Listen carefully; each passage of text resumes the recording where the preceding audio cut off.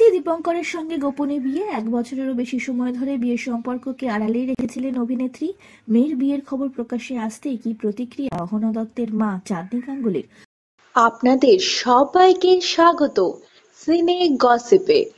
2023 সালের ডিসেম্বর মাসে রেজিস্ট্রি করে বিয়ে করেন অহনা দত্ত আর দীপঙ্কর দে। 1 বছরেরও বেশি সময় ধরে গোপনে রেখেছিলেন বিয়ের খবর। 2025 সালের প্রথম দিনই বিয়ের ভিডিও শেয়ার করতে দেখা যায় অভিনেত্রীকে। তার বিয়ের খবর প্রকাশ্যে আসতেই সকলে প্রায় চমকেই যান।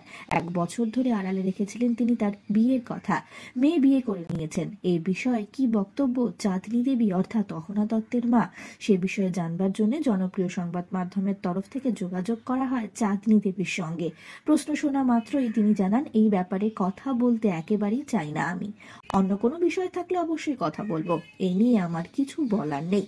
মেয়ের সঙ্গে দীপঙ্করের সম্পর্ক যবে থেকে শুরু হয়েছে তবে থেকেই অহনার সঙ্গে চাঁদনি দেবীর সম্পর্ক তলানিতে ঠেকেছে। তিনি কখনোই ডিভোর্সি দীপঙ্করের সঙ্গে অহনার সম্পর্ক মেনে নেননি। ডান্স বাংলা ডান্সের মঞ্চে দেখা গিয়েছিল চাঁদনি আর অহনাকে একসঙ্গে পারফর্ম করতে, আর সেখানেই তিনি জানিয়েছিলেন কিভাবে ডিভোর্সের পর তিনি একাই সামলেছেন তার মেয়েকে। বাবা মার কাছে চলে এসেছিলেন, তার ধ্যান জ্ঞান ছিল তার মেয়ে। তবে মা মেয়ের সম্পর্ক ছেদ পড়ে দীপঙ্করের আসার পর।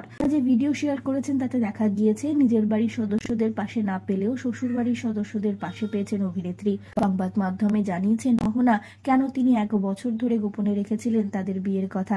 তার কথায় 2023 সালটা এত নেগেটিভ ছিল, আমাদের মনে হয়েছিল সেটা সঠিক সময় নয় সকলকে জানানোর।